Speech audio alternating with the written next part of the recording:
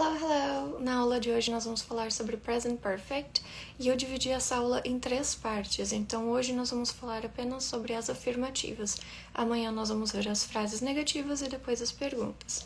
E como eu sempre digo para vocês, aprender um idioma não é só decorar um monte de palavras, tá? A gente precisa aprender uma nova forma de pensar. Então o Present Perfect é aquela estrutura que talvez seja mais diferente para nós que falamos português, porque ela não tem exatamente uma correspondência para quem fala português, tá? Então, vou mostrar aqui algumas situações em que a gente usa o Present Perfect e alguns exemplos também. Então, a primeira é essa aqui. Unfinished actions that started in the past and continue to the present. Então, seria time up to now. Ações que são... ações que não terminaram, que começaram no passado e ainda continuam no presente. Então, num período até agora. Tá? Time up to now seria um tempo até agora. Período até agora. E como assim? Bom, eu vou dar 2 exemplos aqui. Então, I have worked here for 3 years. She has lived in New York since 2020. Então, 2 palavras que são chave aqui nesse tipo de estrutura é o for e o since, que dão essa ideia de continuidade até este momento. Então, eu trabalho aqui, ou eu estou trabalhando aqui, eu já trabalho aqui por 3 anos. Esse for indica a duração total dessa atividade. Então, por exemplo, for 3 years, por 3 anos, ou for 5 minutes, por 5 minutos, for 100 years, por 100 anos. Então, não importa exatamente a duração total do tempo, o que importa é que isso começou no passado, mas ele continua acontecendo até agora, tá? Então, um outro exemplo com since, que é outra palavra-chave aqui, She has lived in New York since 2020. Então, ela mora em Nova York desde 2020. O since tem uma ideia de desde, quando a ação começou até agora, né? Desde aquele momento até agora. Então, pode ser since 2020, since last week, since when I was young, since... when I was 13 years old, ok? Então, desde aquele período até agora. E outra coisa também que é importante entender nessa estrutura é que ele vai ser, o Present Perfect, ele é composto por 2 coisas. Então, o verbo auxiliar, que é have, e o verbo principal no particípio passado, né? Na terceira forma da coluna, quando a gente vai estudar os verbos. Agora, uma coisa também que é importante mencionar é que ele segue essa estrutura aqui, o have ou has, vai obedecer lá aquelas regras do presente simples, lembra? Quando é presente simples, a gente usa o S no final do verbo para he, she, it. Então, é essa mesma ideia aqui, e aí com o verbo principal, né, no particípio. Então, quando for I, you, ou o you do singular ou o you do plural, mas we ou they, eles usam have. He, she, it, que é a terceira pessoa do singular, vai usar has. Então, esse é o único detalhe que precisa lembrar. E aqui a gente tem 2 verbos que são regulares. Então, eles terminam com ed, né? Essa parte do verbo regular é bem simples. Agora, quando a gente tem verbos irregulares, aí vai precisar decorar a forma deles. Bom, um outro caso, então, que a gente usa o Present Perfect é para falar sobre life experiences. E aqui não tem exatamente um período, tá? Então, no time frame. Na sua vida inteira, tá? Mas sem um período específico.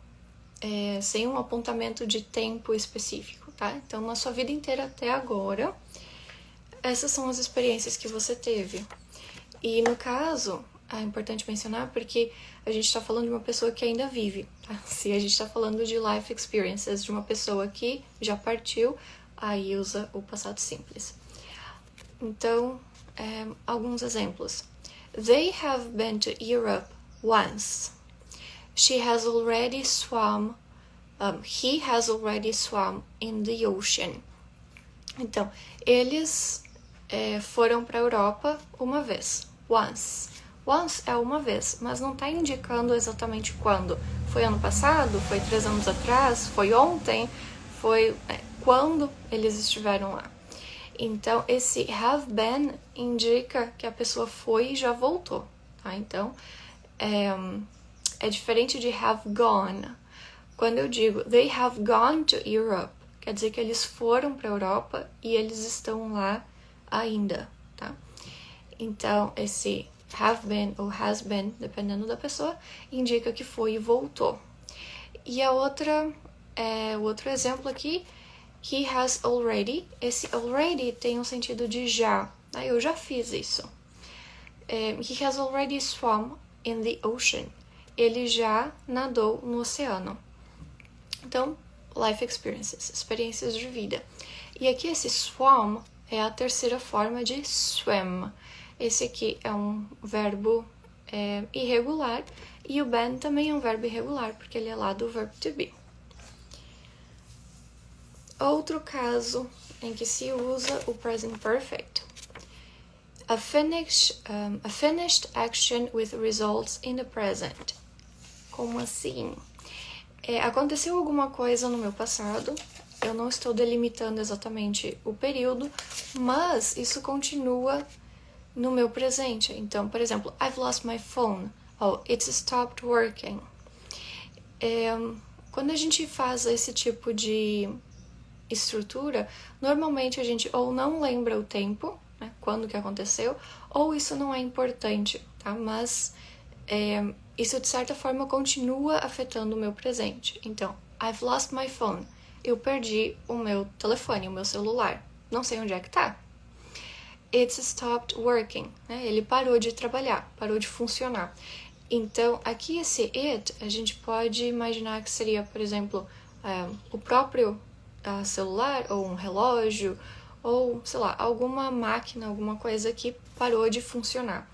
Work tem um sentido de ser trabalho, mas ele também pode ser usado para falar sobre objetos, tá? E coisas que são, por exemplo, um relógio, tá? Qualquer coisa assim nesse sentido. E aqui, ao invés de eu escrever por inteiro, eu usei a abreviação, que é muito comum, tá? Então, ao invés de dizer I have lost, I've lost, que é a mesma coisa, e vocês vão encontrar bastante. Inclusive, na fala, é mais comum que a gente diga a forma contraída do que a forma inteira, tá? E esse S aqui é a abreviação a redução de has. Então, it has stopped. Como eu sei que é has e como eu sei que não é is, por exemplo? Por causa da segunda palavra, né? Então, isso aqui faz tudo parte do present perfect. E eu tenho um verbo aqui no particípio, né? Como ele é regular, então ele termina em ed. Mas por causa disso a gente sabe que é it has stopped e não it is stopped. Não faz muito sentido, tá? Depois, unfinished time frame, um período de tempo que não está terminado. Então, esse é mais um conceito que talvez seja diferente para nós, mas ele é importantíssimo na construção do present perfect. Então, por exemplo, essa aula está acontecendo de manhã.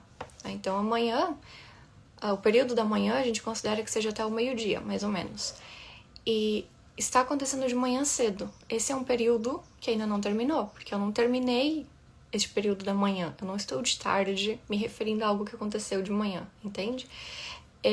Se eu falar sobre algo de hoje ainda está acontecendo. Ou, por exemplo, agora é segunda-feira. Essa semana ainda está acontecendo. Então, também é um período de tempo não terminado. Mas se eu estivesse falando sobre semana passada já terminou, entende? Então eu preciso ver. Eu vou falar sobre algo, um período de tempo que está acontecendo ainda, ou esse período já acabou. Porque se ele já acabou, eu posso usar o past simple. Então vou dar alguns exemplos para ficar mais claro. We've met this week. She has sent the mail this morning. Então, this week, essa semana agora, ainda está acontecendo. É um período de tempo que ainda não terminou. Então, we've met this week. Nós nos encontramos essa semana. E aqui também é a forma reduzida, né? Ao invés de dizer we have met, we've met. E depois, she has sent the mail this morning. Ela enviou o mail, o pacote, o correio, tá? Aqui não é e-mail, aqui é só é como se ela fosse ao correio enviar o pacote, tá? Essa é a ideia. Essa manhã. Agora, como eu tenho esse has sent, quer dizer que eu estou vivendo esse período da manhã ainda. Esta manhã não terminou. Entende? Agora, se eu estivesse no período da tarde, se agora fosse, por exemplo, se agora fossem 3 horas e eu estivesse me referindo ao período da manhã que já terminou, então eu poderia usar o passado simples. Tá? Detalhes, mas que fazem toda a diferença quando a gente vai se comunicar.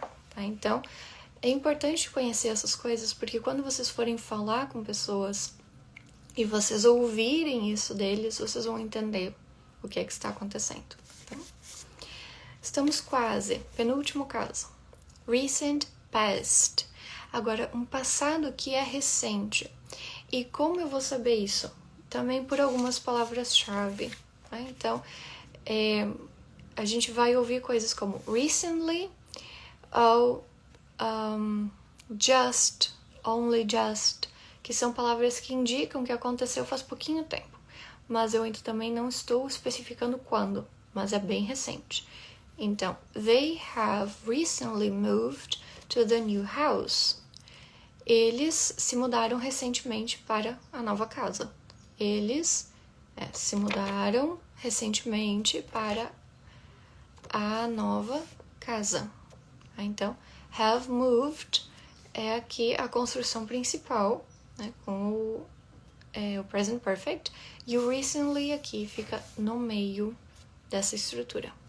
Ou outro exemplo, she's just got back from vacation.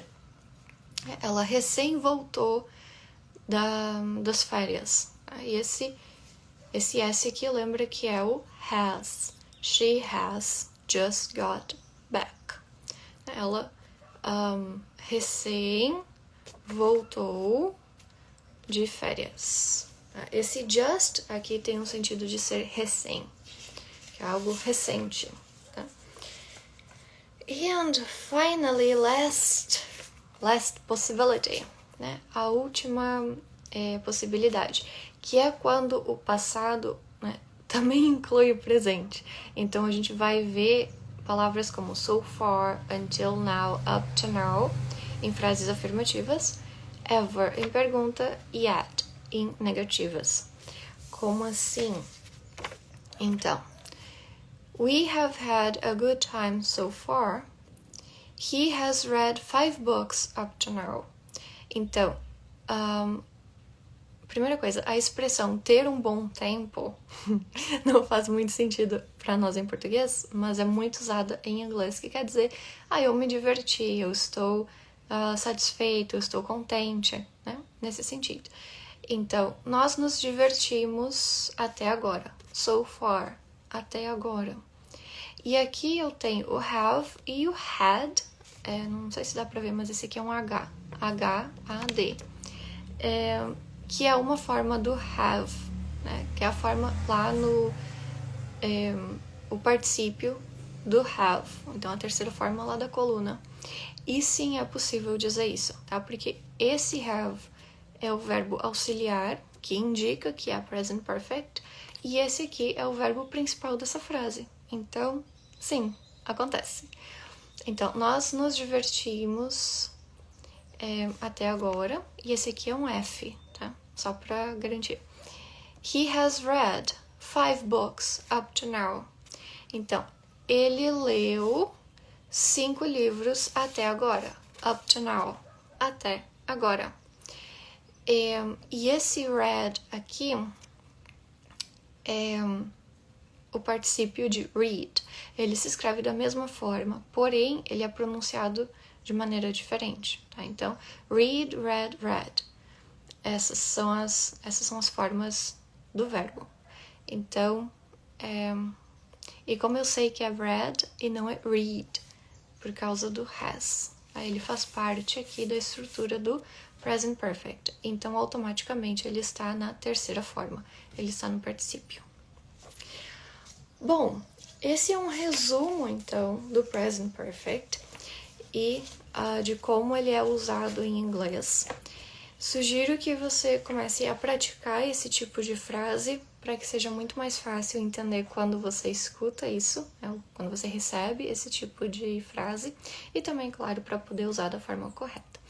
Amanhã nós vamos ver as frases negativas neste